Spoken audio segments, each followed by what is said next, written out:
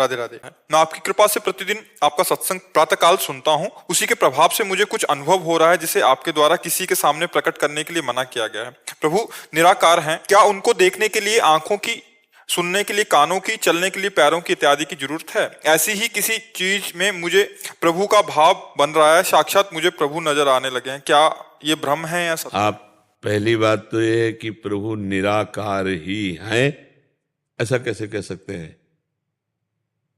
प्रभु निराकार भी हैं, प्रभु साकार भी हैं। प्रभु सत है, असत से परे हैं, और प्रभु ही असत में भरे हैं। ये संसार को जिसे कहा गया असत ना, ये ही सत्य सच्चिदानंद भगवान ही भगवान है। भगवान के सिवा कुछ नहीं है। मत्ता परतरम नान्यत किंचिदस्ति धनंजय। जैसे कुम्हार है तो चाक अलग है, मिट्टी अलग है, फिर वो पात्र बनाता है। भगवान ने ऐसे सृष्टि नहीं बनाई, अपने आप से अपने आप को फैला दिया। वही भगवान है, दूसरा कुछ है नहीं। तो ये हम नहीं कह सकते कि भगवान निराकार ही है। नहीं, भगवान साकार भी है और निराकार भी है, और भगवान सत भी है, भगवान असत भी है। ये जो असत तुम देख रहे हो, इसमें सत भगवान ही है। जिसे तुम असत कह रहे हो वो भगवान ही है। भगवान के सिवा कुछ नहीं है। अब हमारा भाव कहाँ भगवान का लग जाता है? प्रहलाद जी से पूछा खंबे में भगवान है? उनका हाँ खंबे में है। तो भगवान खंबे से नरसिंह रूप में प्रकट हो गए। हमारी जहां निष्ठा बन जाए, गुरु भगवान गुरु में बन जाए तो गुरु भगवान दिखाई देने लगेंगे, श्री विग्रह में भगवान दिखाई दे। हमारा भाव बन जाए तो चर अचर में भगवान दिखाई देंगे। जड़ चेतन जग जीव जत सकल राम में जान। वही साकार हैं, वही निराकार हैं, वही सगुण हैं, वही निर्गुण हैं, वही सबसे परे हैं, वही सब में भरे हैं। क्यों सब में भरे हैं? वासना वासुदेवस्य वासितम भुवनत्रयम सर्वभूत निवासोस्मि वासुदेव नमोस्तुते। अच्छा, जो अपने को अनुभव हो रहा है वो हम दूसरे को बताएं क्यों? ये अहंकार ही तो अंदर प्रेरित कर रहा है, बताओ कि कुछ हम श्रेष्ठ हैं। देखो, हमारे पास आने का मतलब है आपका ऑपरेशन होना। आपकी वो बात जो आपके भजन को ले डूबे उसको हटा देना। आपको जितना अनुभव हो रहा है उससे करोड़ों गुना बढ़कर के संतों को अनुभव हो चुका है। अच्छा, उनको हम क्या बतावें? और जब माँ खवा रही है तो माँ को क्या बताएं कि तो संत और सदगुरुदेव तो पवा रहे हैं, उनको तो पता ही है कि आपको क्या मिला है, आपको क्या भाव बना है। तो बस शांत चुप गुप्त रहो। भजन जितना गुप्त उतना ही अंदर बढ़ता है, और जितना प्रकाशित उतना ही उड़ जाता है। ये कपूर की तरह है। कपूर को गुप्त रखो तो सुव्यवस्थित बना रहेगा, और खुला रख दो तो उड़ जाएगा। खुला मत करो। ये जो आपको शीतलता मिली है भजन की, जो अनुभव है किसी को भी, उसे खुला मत करो। बकाया अहंकार इतना प्रबल होता है कि वो छुपा नहीं सकता, और चाहे दीवार से कहेगा जरूर कि हमको ऐसा अनुभव होने लगा है। मतलब थोड़ा अहम का जो रूप होता है ना, वो बिना कहे नहीं रहेगा। और जो अहम को मार दे वही बार बार कहता कहो कहो, हमने ये दान पुण्य किया, हमने ये भजन किया, हमको ये लाभ मिला, हमारी ये स्थिति है। भाई किसको बता रहे हो, क्यों बता रहे हो? तो बोले वो रहा नहीं जा रहा है, उसी को सह जाओ तो भजन आगे बढ़ जाएगा। ठीक है। मंदिरों में जो दान दक्षिणा देते हैं और नाम अनाउंसमेंट करते हैं, फलाने ने इतना दिया, फलाने वो सब, हाँ वो सब काम का नहीं। काम का तो ऐसा है कि कोई जान न पावे। दान पुण्य जानते हो कैसे होता? कोई जान ही नहीं पाया कि कुछ करके गया और चुपचाप चला गया करके। हाँ कहते हैं कि एक हाथ से दे दूसरा हाथ ला जाले, ऐसा भी कहते हैं। तो नेकी कर दरिया में डाल, कोई जान न पावे। पर वो जो माई को अलाउंस और दिखावा और वाह वाह जय जय तो हो गया, उतने में हो गया हिसाब किताब। वो भगवान की प्राप्ति वाला दान पुण्य नहीं है। सस्ते में नहीं बट गए। हाँ, बहुत ही ये घाटे का सौदा है। इतनी मेहनत करके अर्थ कमाया और आपने 100 लोगों को भोजन पवाया, और इसके बाद पोस्टर छपवा दिए, लोग पढ़ रहे हैं कि आज 100 ब्राह्मणों का भोजन, 100 साधु का भोजन, ये खत्म। जो पढ़ रहे सब खत्म, आपके पुण्य के हिस्सेदार हो गए। किसी को न, मतलब यहां तक कि अगर कोई पूछे कि आप करवा रहे हो क्या, तो तुरंत उत्तर नहीं हम तो पत्तल परोस रहे हैं, हम तो कोई जान न पावे कि कौन करवा रहा है, और चुपचाप गुप्त। तो वो सब जमा हो गया भगवान की बैंक में, और आपको कई गुना बढ़कर मिलेगा यदि कामना रखते हो, और नहीं रखते हो तो वही आपकी भगवत प्राप्ति का हेतु हो जाएगा। महाराज जी पिछले साल उन्होंने जगन्नाथ जी की विदाई करवाई थी घर से, तो वो तो फिर सबको पता लग ही जाएगा कि तो आपके घर से जगन्नाथ जी नहीं, ऐसे भक्ति के प्रसंगों में हम चाहते हैं, जैसे हम नाम कीर्तन करें तो सबको पता हो रहा है ना कि नाम कीर्तन हो रहा है, हम प्रचार प्रसार नहीं करना चाहते, हम अपने इष्ट का आराधन कर रहे हैं, वो अंदर की बात होती है। वो बात जैसे कि 100 रुपये अमुक ने दिया, ऐसा ऐसा कार्य किया धर्म का, भक्ति का, उसका प्रचार हम करना चाहे, वो अलग बात है। अब हमारे घर में कीर्तन हो रहा है, हमारे घर में संत महात्मा आ रहे हैं, उनका हम स्वागत कर रहे हैं, 4 लोग जान रहे हैं, इससे कोई हानि नहीं होनी, क्योंकि हमारा प्रचार प्रसार का थोड़े आकाश से थोड़ी गुप्त रूप से आ जाएंगे। संत महात्मा भगवंत के जो उत्सव होते हैं घर में, वो तो होते ही हैं, उससे कोई से हम उसको प्रचार प्रसार इस रूप में ना करें कि हम बड़े धर्मात्मा, हम बड़े दानी, हम बड़े पुण्यात्मा, नहीं, उसका वो सुकृत क्षीण हो जाएगा। अभिषेक मित्तल जी। राधे राधे महाराज जी। राधे राधे महाराज जी। भगवान श्री कृष्ण भगवत गीता के 4थे अध्याय के 9वें श्लोक में कहते हैं कि जो मेरे जन्म और कर्म को तत्व से जानता है उसका पुनर्जन्म नहीं होता। यहाँ महाराज जी भगवान को तत्व से जानने का क्या अर्थ है? भगवान के ही वचन है, मेरा जन्म भी दिव्य है और मेरा कर्म भी दिव्य है। जो भगवान को दिव्य जानता है वो तो भगवान सर्वत्र व्याप्त है। भगवान अजन्मा होते हुए भी अपने भक्तों के प्रेम के लिए जन्म धारण करते हैं। विप्रधेन सुर संत हित लीन मनुज अवतार। लेकिन भगवान को ये देखना कि मनुष्य रूप में भी भगवान चिदानंदमय देह तुम्हारी विगत विकार जान अधिकारी। भगवान सच्चिदानंद रूपाय हैं, भगवान विश्वोत्पत्त्यादि हेतवे हैं, भगवान तापत्रय विनाशाय, वो श्री कृष्णाय वयम नुमा। ये जो तत्व से जानता है कि भगवान त्रिगुणातीत हैं, भगवान कालातीत हैं, भगवान दिव्य हैं, भगवान अजन्मा हैं, पर अजन्मा होते हुए भी अपने भक्तों के लिए जन्म की लीला करते हैं। वो माँ के गर्भ में नहीं रहते।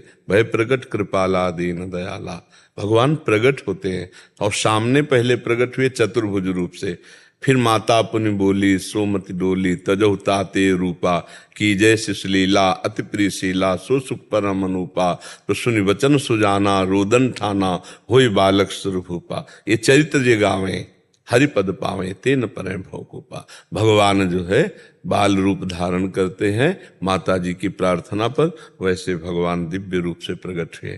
तो भगवान माता के गर्भ में जाने वाले कोई मनुष्य नहीं है। भगवान अजन्मा अद्वितीय निर्विकार चिदानंद सच्चिदानंद वही अवतार लेकर दिव्य लीला और दिव्य कर्म करते हैं। भगवान के कर्म दिव्य होते हैं, मानुष कर्म थोड़ी होते हैं। जैसे भगवान ने छठी के दिन पूतना का उद्धार किया, कोई मार सकता था? बड़े बड़े देवता कांपते थे पूतना से। तृणावर्त बकासुर अघासुर गिरिराज गोवर्धन को उठाना, काली देह के विष को अमृत कर देना, कालिया का मर्दन करके रमण द्वीप भेजना, भगवान की सब दिव्य लीला कर्म है ना। तो भगवान कहते जो मुझे तत्व से जानता है, तत्व से वही मेरे को जानता है और वो परम पद को प्राप्त होता है। जो मुझे तत्व से जानता है वो परम पद का अधिकारी हो जाता है और भगवान को प्राप्त हो जाता है। समझ पा रहे हो आप?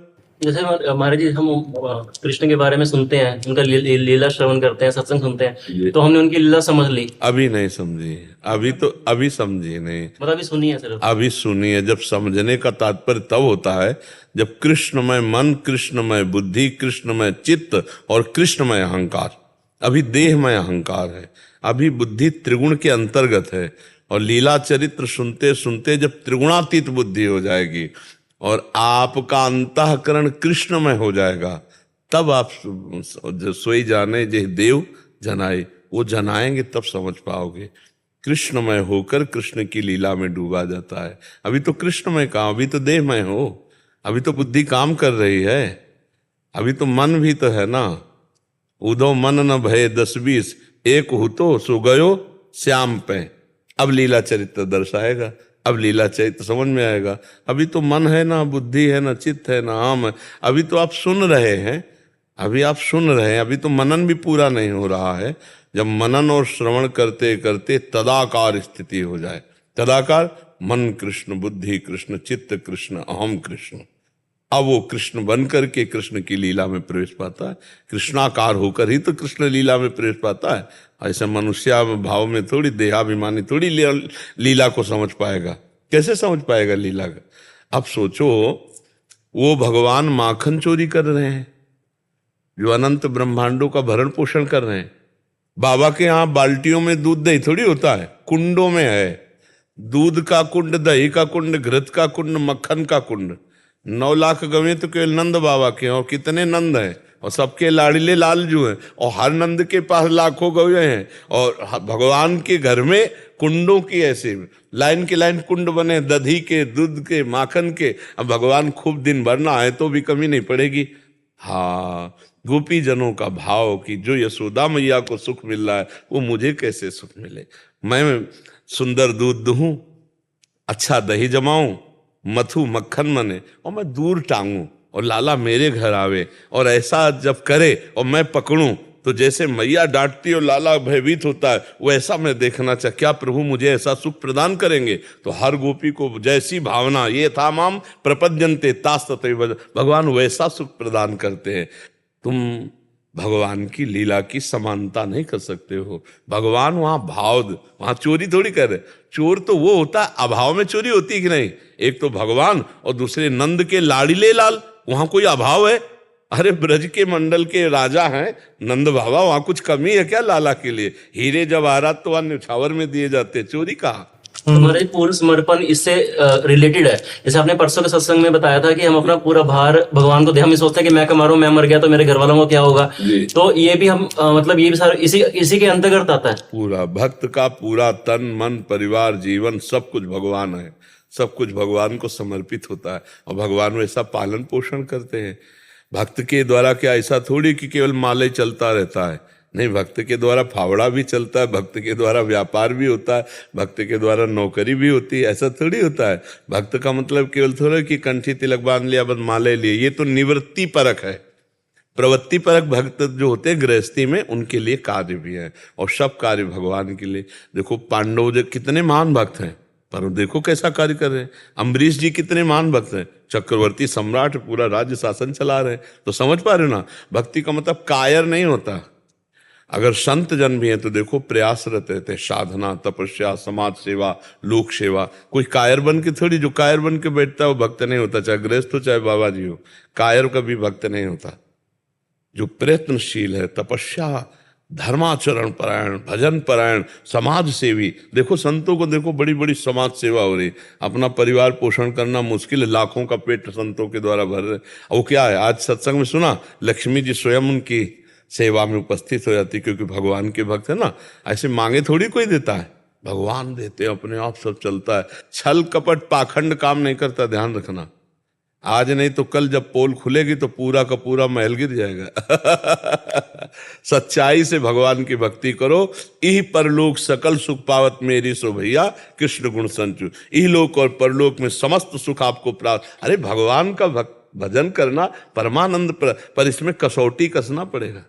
देखा ना हरिपाल जी का चरित्र सुना, कसौटी में कस गए तो भगवान लुटने के लिए आ गए, अपने को लुटाने के लिए आ गए। तो ये भाव है। जगरूप सिंह जी न्यूजीलैंड से।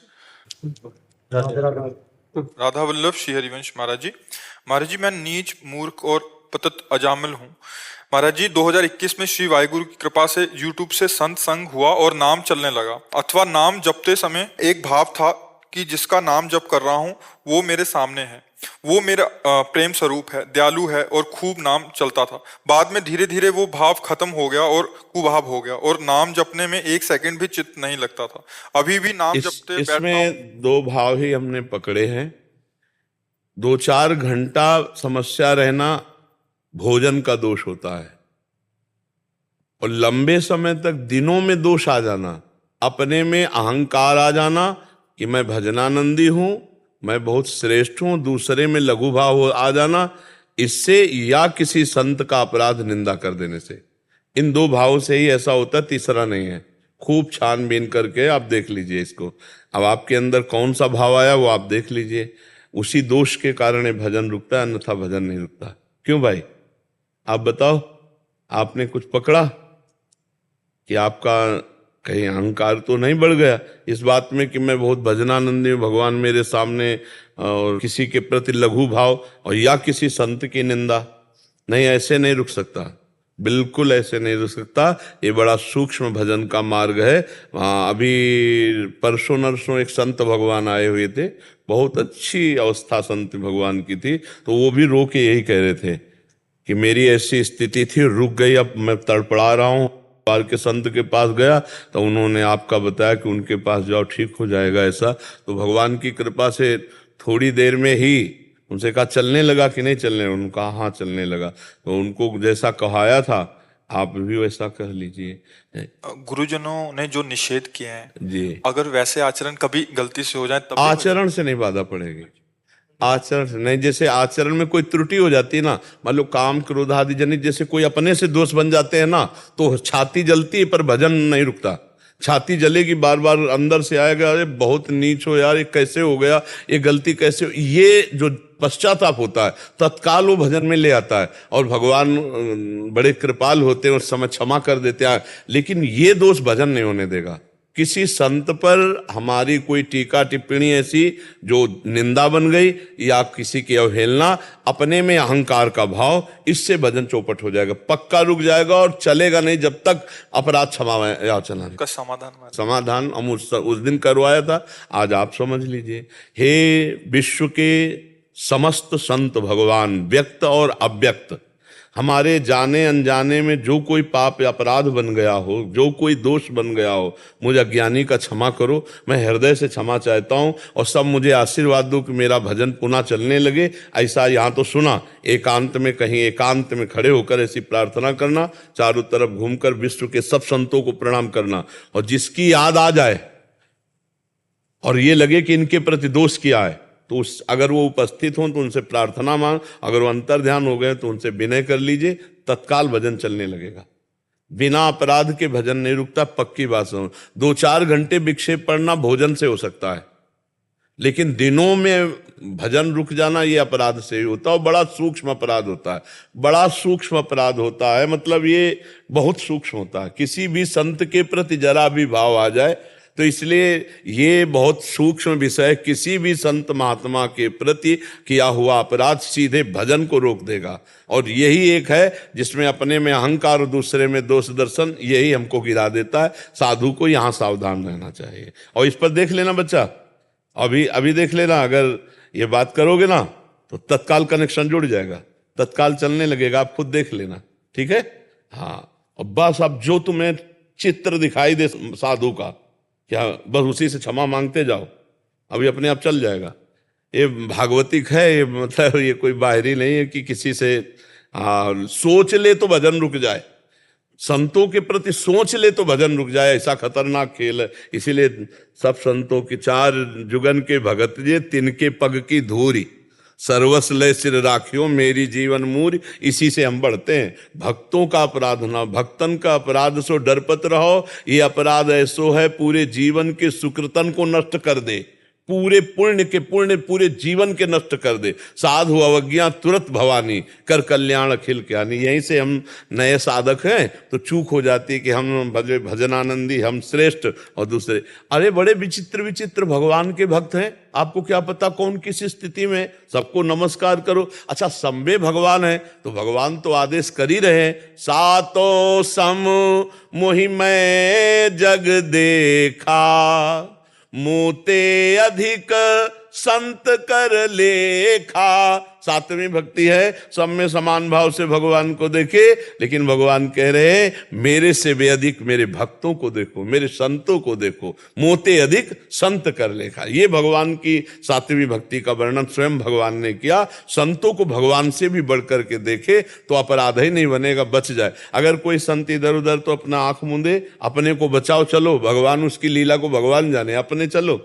हम दूसरे के ठेकेदार थोड़ी है, पूरी सृष्टि के ठेकेदार तो भगवान है, जो जैसा करेगा भोगेगा। हम काहे को निंदा स्तुति करें, हम अपने मार्ग को पुष्ट करें। नारायण स्वामी कहते तेरे भावे जो करे भलो बुरो संसार, नारायण तू बैठ के अपनो भवन बुहार। तू अपने को ठीक कर ले, दूसरे की चिंता मत कर, दूसरे सब भगवत स्वरूप है, भगवान संभालेंगे। कुणाल जी दिल्ली से। राधे राधे महाराज जी, आपके चरणों में कोटि कोटि प्रणाम।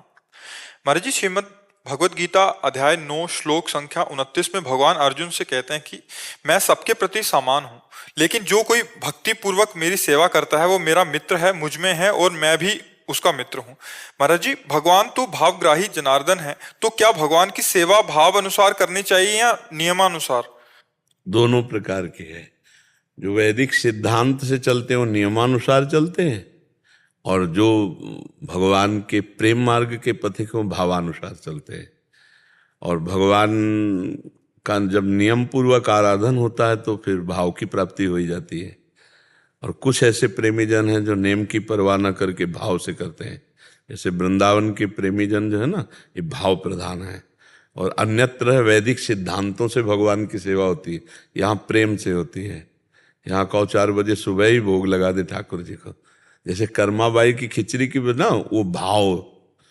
और जो सिद्धांत है, स्नान करके फिर मंगला, फिर ऐसे कर्माबाई सीधे उठती थी, न कोई स्नान न कुछ, और सीधे खिचड़ी बनाती थी कि रात भर ठाकुर को भूख लगी होगी, और बुलाती तो ठाकुर जी गोद में बैठ करके पाते थे। वैसे भगवान रीझते प्रेम से ही है, नहीं? हाँ, भाव का भूखा हूं मैं, और भाव ही एक सार है। भाव से मुझको भजे तो भाव से बेड़ा पार है।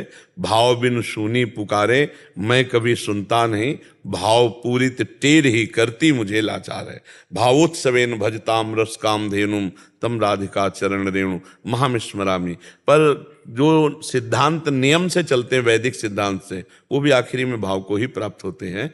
पर भगवान प्रधानता भाव की रखते हैं। भाव से ही भगवान को अधीन किया जा सकता है। भावोत्सवेन भजताम रस काम धेनु।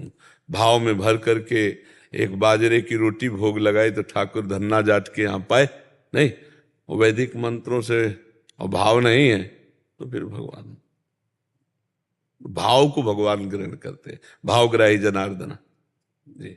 पर साधक को तो गुरुदेव नियम देते हैं कि हाँ, नियमाला तो करो। उसी से तो भाव की प्राप्ति होती है। लंबे समय तक नियमावली का हाँ, पालन। नियमावली से चले तो भाव की प्राप्ति हो जाती है। अब जैसे अपने लोगों की नियमावली भाव वाली ही है। कुछ सिद्धांत है वैदिक सिद्धांतों से, ऐसे ऐसे ऐसे, तो फिर वो आगे चलकर भाव को प्राप्त होते हैं। अपनी जैसे वृंदावन की उपासना ये भाव से ही है, इसमें जो नेम है वो भी भाव के ही है। हाँ, ये नहीं कि नेम करके भाव को प्राप्त होगा, यहाँ भाव से ही नेम का पालन हो रहा है। वहां नेम के द्वारा ही भाव का पोषण होगा। अगर जो नेम के विरुद्ध होगा वो भाव नहीं स्वीकार किया जाएगा। और यहां भाव के द्वारा ही नियम है, जो नियम भाव में बाधा पहुंचाएगा उसका त्याग कर दिया जाएगा। यहाँ न लाज तीन लोकन की, न वेद को कहो करे, न शंख भूत प्रेत की, न देव जच्चते डरे। वेदान्नपि संन्यस्ति सा केवलम अवच्छिन्न अनुरागम लभते। जो वेद का भी संन्यास करके और भाव में भगवान के, वो प्रेमी जन। प्रेम की बात अलग है। और तभी वो है उद्धव जी से जो गोपी जनों की वार्ता हुई ना, तो नेम उद्धव के भूले, सब वैदिक सिद्धांतों के ज्ञाता बृहस्पति शिष्य उद्धव लौट गए चरणों में गोपियों का भाव देखकर, गोपी का प्रेम देख करके। तो सारे नियमों की पूर्ति प्रेम भाव में ही है, और अपने लोगों की तो उपासना ही भाव की है। भावोत्सवेन भजताम रस काम धेनुम तम राधिका चरण रेणु महामिस्मरामी जी। कर्मा भाई भगवान जगन्नाथ की शुक्र भक्त रही, तो उनका भाव अगाढ़ भाव। तो महाराज जी, जैसे हम भक्तों का प्रेम भाव इतना अगाढ़ ना, तो हम पैदा करें ना। हृदय तो वही अविनाशी, तो हम भगवान के अंश है। जो कर्मा भाई अविनाशी अंश थी, वही हम अविनाशी अंश है। जो कर्मा भाई का हृदय था वही हमारा हृदय। अंतर यह कि कर्मा भाई का हृदय जगन्नाथ जी के लिए था, हमारा हृदय जगत के भोगों में लगा है। बस अंतर इतना है। तो खींच ले तो बात उतनी वही आ जाएगी। हम लोग ये जो ऊंच दूरी बनाकर बात करते हैं कि वो तो अमुक थे, भला हम कैसे हो सकते हैं? नहीं, उनके भी भगवान थे, हमारे भी भगवान थे, वो भी भगवान के अंश थे, हम भी भगवान के अंश थे। अंतर ये है कि वो केवल भगवान में चित्त लगाए थे, हम विषयों में, भोगों में लगाए। बस अंतर इतना है, हमको अपने चित्त को, मन को हटाकर प्रभु में लगा दे तो वही आ जाएगा, फिर कोई अंतर नहीं होगा। तस्मित तज्जने भेदा भावाद। भगवान और भगवान के जन में अभेद स्थिति हो जाती है। तो हम कमजोर क्यों बने? हम उनका चरणों का आश्रय लेकर वैसे ही बढ़े। हम भी तो भगवान के अंश हैं, हम भी तो भगवान की आराधना कर सकते हैं। पर हम विषयों में मन दिए, इसीलिए हम अपने को दीनहीन विषयी मान लेते हैं। नहीं, वो दोष है, उसका त्याग करेंगे, आगे बढ़ेंगे। कि महाराज जी प्रयास करते हैं। हाँ, नाम जप करो, भगवत चर्चा सुनो, भक्तों का आश्रय लो, भक्त नामावली गायन करो, इससे बहुत लाभ प्राप्त होता है, भक्तों की कृपा प्राप्त होती है। आनंदी लाहौटी जी। राधे राधे महाराज जी। महाराज जी, मैं कौन, मेरा कौन? मैं नहीं, मेरा नहीं, ना मैं कुछ हूं ना मेरा कुछ है। तो जो है वही है, बस वो है। जहां है के आगे कुछ लगा, वो क्या है? वही माया है, बस केवल है। ये नहीं है, वहां भी है, ये है, वहां भी है। जो है वही भगवान है, वही परब्रह्म है। और जिसके आगे कुछ लगा वही माया लग गई। कुछ भी लगे, मैं के आगे कुछ भी लगे। अभी लगा हुआ है आप स्त्री है, मैं स्त्री हूं, लगा है ना। मेरे पति हैं, मेरे परिवार है, मेरा पुत्र, इसी का नाम माया है। जहां कुछ लगा वही माया है। और जब सब कुछ जो लगा हुआ है उसे हटा दो तो जो बचा वही है। वो क्या है? परमात्मा है, ब्रह्म है, भगवान है, ईश्वर है, जो कहना चाहो। योगी उसे परमात्मा कहते हैं, ज्ञानी उसे ब्रह्म कहते हैं, भक्त उसे भगवान कहते हैं। वो एक ही परम तत्व है। जो है वही आप हैं। जो आप इस समय मान रहे हैं ये नहीं। बस दो ही प्रकार से भगवत प्राप्ति होती है, अन्वय और व्यतिरेक। व्यतिरेक नहीं है, नहीं नहीं। अन्वय है, ये नहीं है। ये पहले भी नहीं था, बाद में भी नहीं रहेगा। बीच में केवल दिखाई दे रहा और रोज नाश हो रहा है, रोज नष्ट हो रहा है। ये नहीं है। ये जिसे हम कह रहे नहीं है, इसमें भी है। ये नहीं है तो इसमें भी है। ये जो चलन हिलन डुलन उसी परमात्मा से ही तो रही, चैतन्यता उसी परमात्मा से। वो परमात्मा अभी अंतर ध्यान हो जाए, अभी शांत हो जाए तो है। जब मुर्दा है तो क्या ये मुर्दा है तो उसमें भी है? बोले मुर्दे में परमात्मा है। हाँ है। कथा सुनिए, वेन के शरीर का मंथन किया गया तो दाहिने से भगवान पृथु का अवतार हुआ और बाएं से अर्ची जी का अवतार हुआ। वेन के मुर्दे शरीर से भगवान का अवतार हुआ। पढ़ लेना भागवत में, वेन चरित्र में भगवान पृथु का अवतार हुआ मुर्दे से। कोई जगह नहीं जहां वो है नहीं, तो मुर्दे में भी तो है। कोई जगह नहीं जहां परमात्मा नहीं। वही जो है, बस वही है। ना हम है, ना तुम है, ना मैं है, ना मेरा है, वही है। हम कौन है? वही है। मेरा क्या है? बस वही जो है, और कुछ नहीं। मेरे तो गिरधर गोपाल, दूसरो न कोई। बस ये बात समझ लो तो फिर दूसरो न। वही जो है वही आपका है, वही जो है वही आप हैं। जो है वो आपका है, जो है वही आप हैं। इसके सिवा ना आप हैं और ना आपका कुछ है। आप शरीर को लेके और आपका माना हुआ संबंध, धन संपत्ति, रुपया पैसा, या अभी शरीर छूटे, दुनिया में लाखों का मेला जुड़ा हो, हंसा जब जब उड़ा तो अकेला उड़ा। कोई साथी नहीं, कोई साथी नहीं। बड़ा प्रपंच जिंदगी में जोड़ते हैं और जब शरीर छोड़ के जाते तो कोई साथी नहीं। अपना किया हुआ वही कर्म, पाप पुण्य वही भोगो जा करके। और अगर अभी है को जान लो तो पाप पुण्य से मुक्त हो जाओगी, ब्रह्म प्राप्त हो जाओगी, मोक्ष हो जाए। तो उसको जानना बड़ा कठिन है, इसलिए नाम जप करो। हर समय भगवान का नाम जप करो, इसी से भगवत प्राप्ति हो जाएगी। Para commando Yaduveer Singh ji. गुरुदेव, आपके चरणों में कोटि कोटि प्रणाम। गुरुदेव, मैं पहले कभी व्रत रहा नहीं, पर आपकी कृपा से अभी गुरु पूर्णिमा से प्रत्येक गुरुवार को व्रत स्टार्ट किया है। 2 बार व्रत टूट भी गया। इसमें श्री जी से मांगता हूं कि आपका स्वास्थ्य हमेशा ठीक रहे और उम्र इतनी लंबी हो जाए कि आप इस कलयुग के सभी जीवों का कल्याण करते रहें और श्री जी कृपा नहीं, हम वो सब पर उम्र बरसती तो लिमिट है, हमको पता नहीं, आपको पता नहीं, पर प्रभु को पता है कि इतने ही सेकंड, इतने मिनट, इतने महीने, इतने साल जिएगा ये शरीर। उसी बल से हम दौड़ते रहते हैं, इसी ज्ञान से। उन्हीं का बल चल रहा। वो जितना लंबा चलाना होगा उनको चला देंगे। हम ये चाहते हैं कि हमारे जिंदा रहने का फल है कि आप सबकी बुद्धि इतनी बढ़िया भगवान में लग जाए, गंदे आचरण छोड़ के, कि जब मिलो तब मुस्कुराते हुए प्रसन्न और आनंदित, तो मुझे लगेगा मुझे जीने का फल मिल गया। आपके साधना का फल मेरा जीना नहीं है, मेरे जीने मेरी साधना का फल आप हो। आप मुस्कुरा दो, आप आनंदित रहो, आप प्रसन्न रहो, आप हमारे राष्ट्र की सेवा करो, आप गंदे आचरणों से मुक्त हो जाओ, यही हम चाहते हैं। हमारी समाज सुधरे, हमारे नौजवान सुधरे, उनकी सद्बुद्धि हो, वो सुखी रहे तो हम सुखी हैं।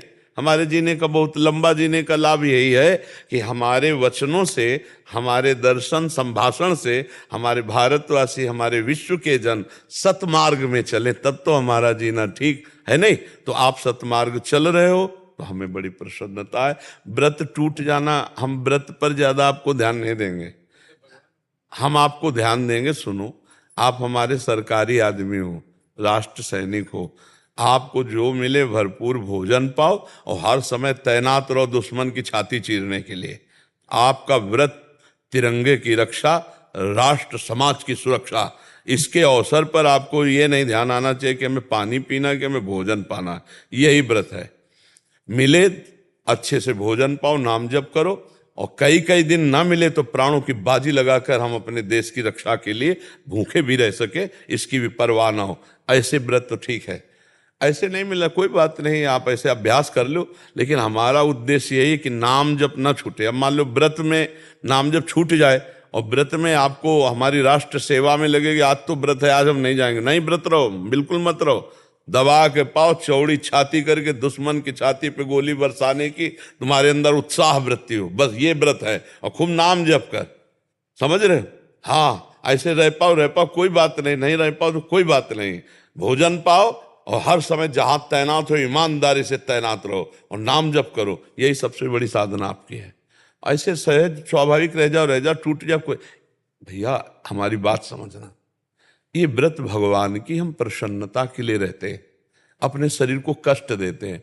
अगर हमारा भजन ना हो तो केवल व्रत रहने से भगवान मिलते, तो कितने ऐसे पशु पक्षी हैं जो केवल पानी पी के रहते हैं। जरा विचार करना, सृष्टि में इतने पक्षी हैं जो केवल फल खा के रहते हैं, कितने जीव हैं जो केवल मिट्टी खा के रहते हैं, कितने जीव हमारी सृष्टि। क्या इनको भगवत प्राप्ति हो गई? क्या भगवत प्राप्ति होती भजन से। अगर भूखे रहकर भजन हो रहा है तो ठीक है, अगर भोजन पाकर के भजन हो रहा है तो भजन करो। भूखे रहकर भोजन का चिंतन हो रहा मत रहो, व्रत 2 रोटी खाओ और भजन करो, भगवान का चिंतन करो। भूखे रहकर खूब बढ़िया भजन हो रहा है, रह जाओ, कोई बात नहीं। भूखे रहकर के शरीर कमजोर नहीं करना, क्योंकि आपका शरीर प्रधान राष्ट्र सेवा में लगा हुआ है। आप एक वीर योद्धा हैं, तो आपकी वीरता में कमी ना आवे। आपका शरीर, आपका उत्साह, आपकी बुद्धि, तीनों आपके देश पर न्यौछावर करने के लिए तैयार रहो, यही हमारी प्रार्थना है। ठीक है? हाँ, आप नाम जप करो और उत्साह संपन्न रहो। आपको राष्ट्र सेवा में अपने प्राणों को न्यौछावर करने का उत्साह बना रहे, सबसे बड़ा ये वीर व्रत है, इस जो आपके लिए इस समय है, और कोई व्रत नहीं। हर समय आप अलर्ट, जहां आप तैनात किए गए हो वहां गद्दारी न होने पावे, वहां अधर्म न होने पावे। जरा सी चूक में न जाने कितनों की जान पर आ जाएगी। मान लो आतंक फैलाने वाले लोग जरा सी चूक में निकल आवे तो चूक ही तो हो जाती है, तो कितने सैकड़ों को मार देते हैं। हमको हर समय सावधान रहना है। जो हमारे राष्ट्र के सैनिक हैं उनका संतों के समान सम्मान करते हैं, इसीलिए कि उनको कहाँ तैनात कर दिया जाए कोई प्रश्न नहीं है। अपने प्राणों की बाजी लगाकर हर समय परिवार से दूर रहकर हर कष्ट सहकर राष्ट्र रक्षा में समर्पित है। आपका व्रत है राष्ट्र रक्षा, आपका व्रत है उत्साह संपन्न होकर समाज सेवा। इस पर जरूर ध्यान देते रहना।